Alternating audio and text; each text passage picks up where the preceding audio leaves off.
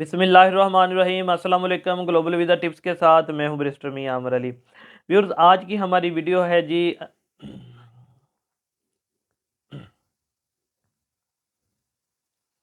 बिस्मिल्लाहिर्रहमानिर्रहीम अस्सलाम वालेकुम। ग्लोबल वीज़ा टिप्स के साथ मैं हूं बैरिस्टर मियां आमर अली। जापान ने हाल ही में अपने वीज़ा में कुछ चेंजिंग की है। क्या अब आप टूरिस्ट वीज़ा अप्लाई कर सकते हैं या नहीं कर सकते? इसके अलावा आप अपॉइंटमेंट उनकी कैसे बुक करेंगे, क्योंकि जो अपॉइंटमेंट के लिए पेज उन्होंने ऑनलाइन अपनी वेबसाइट के ऊपर बनाया था वो क्लोज़ हो चुका है। तो ये सारी बातें इंशाल्लाह ताला आज की इस वीडियो में डिटेल के साथ आप लोगों को मैं बताने वाला हूँ। जो इस चैनल के ऊपर नए हैं उनसे रिक्वेस्ट है कि इसको ज़रूर सब्सक्राइब कर लें, ताकि इमिग्रेशन से मुतल्लक, ट्रैवल से मुतल्लक और वीज़ा से मुतल्लक आपको लेटेस्ट अपडेट जो है वो मिलती रहे। थोड़े दिन पहले तक जापान ने टेम्परेरी तौर पर विज़िट वीज़ा सस्पेंड कर दिए थे, और ये उन्होंने अनाउंसमेंट जो थी अपनी वेबसाइट के ऊपर की हुई थी। जापान की ये बात बहुत अच्छी है कि जब भी कोई वीज़ा में चेंजिंग आती है या कोई अपॉइंटमेंट में आती है या वीज़ा से इमिग्रेशन से रिलेटेड कोई भी चेंजिंग होती है, वो फ़ौरन जो है वो अपनी वेबसाइट के ऊपर जो है वो अपलोड कर देते हैं। जैसा कि आप लोग भी जानते हैं कि पिछले दिनों जापान की टूरिस्ट वीज़ा या कोई भी वीज़ा जो था, अदर वीज़ा था, स्टडी वीज़ा था, तो उन या वर्क वीज़ा एलिजिबिलिटी वाला था, तो उनकी अपॉइंटमेंट जो थी वो ऑनलाइन बुक हो जाती थी उनकी अपनी ऑफिशियल वेबसाइट के ऊपर जाकर। लेकिन फिर उन्होंने टेम्परेरी तौर पर सस्पेंड कर दिया, वो किसी की अपॉइंटमेंट्स बुक नहीं कर रहे थे। तो इसमें बहुत ज़्यादा लोग परेशान थे जिनकी एलिजिबिलिटी वहाँ से आई हुई थी, गारंटी लेटर आए हुए थे, तो वो सोच रहे थे कि किस तरह से वो वीज़ा अप्लाई करें। कोई इसके बारे में अपडेट नहीं थी।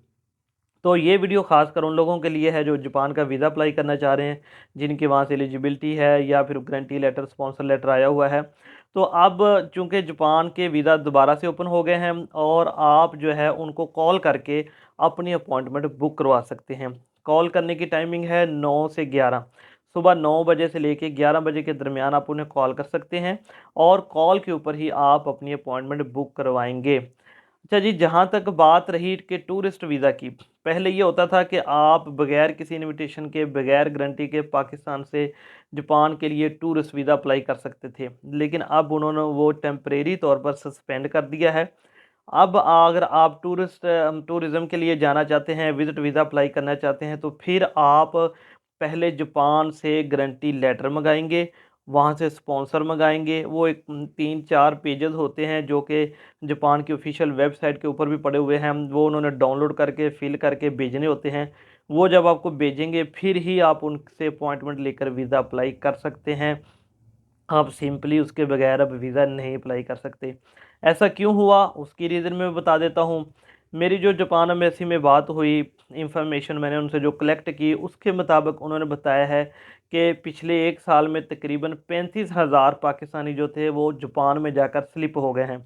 स्लिप होने का मतलब ये है कि या तो उन्होंने वहाँ पर जाकर असाइलम क्लेम कर लिया, या फिर वो वापस ही नहीं आए, ओवर स्टे हो गए। तो इस वजह से उन्होंने बताया कि हमने टूरिस्ट वीज़ा जो है वो अब बंद कर दिया है। यही बात मैं हमेशा आप लोगों से कहता रहता था कि जब आप टूरिस्ट वीज़ा लेकर जाएं, विज़िट वीज़ा लेकर जाएं, तो आप ज़रूर वापस आएँ, क्योंकि बाद में आने वालों के लिए बहुत ज़्यादा परेशानी हो जाती है। और वही बात हुई, अब सिंपली जिसने टूरिस्ट वीज़ा अप्लाई करना है उसके लिए वो क्लोज़ हो चुका है। वहाँ से गारंटी लेटर या इन्विटेशन लेटर लेना बहुत मुश्किल काम है, क्योंकि जब तक आपका कोई बहुत ज़्यादा क्लोज़ जानने वाला नहीं होगा, तब तक आप ये चीज़ें नहीं मंगवा सकते।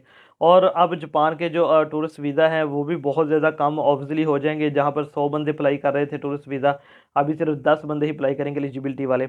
इसके अलावा जो दूसरे हैं वो तो नॉर्मल जो है वो भी अपॉइंटमेंट इसी तरीके से बुक करा सकते हैं।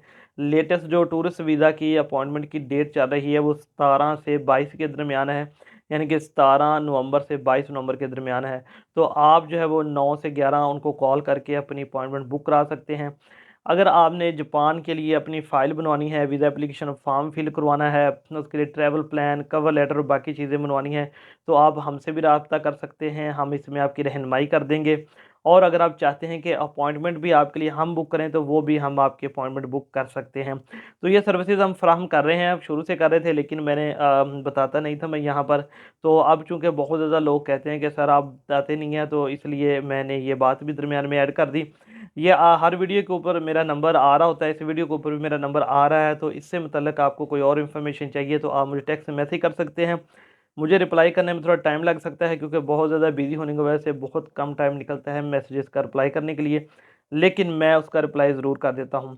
तो अब जब भी कोई जापान के हवाले से इंशाल्लाह ताला अपडेट आएगी तो आपसे फ़ौरन ज़रूर शेयर की जाएगी। ये लेटेस्ट अपडेट थी। अब उनकी वीज़ा रेशो भी बेहतर हो गई है, क्योंकि अब सिर्फ एलिजिबिलिटी वाले, गारंटी लेटर वाले या स्पॉन्सर लेटर वाले ही अप्लाई कर रहे हैं। तो वीज़ा रेशो ऑब्वियसली उनकी जो 100% तक चली गई है।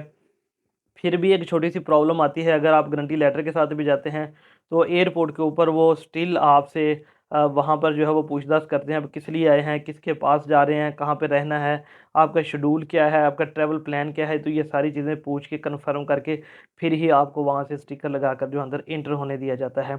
तो उम्मीद करता हूँ आपको कि ये वीडियो आपको पसंद आई होगी। इस तरह की मज़ीद वीडियो के लिए आप इस चैनल के साथ बने रहें, या फिर हमारा फेसबुक पेज भी चेक कर सकते हैं। इसके अलावा इंस्टाग्राम और व्हाट्सएप पर भी कोई इन्फॉर्मेशन चाहिए हो तो आपको मिल सकती है। मुझे अपनी दुआओं में याद रखिएगा। कल इंशाल्लाह ताला एक नई वीडियो के साथ फिर आपकी खिदमत में हाज़िर होऊँगा। अल्लाह हाफ़िज़।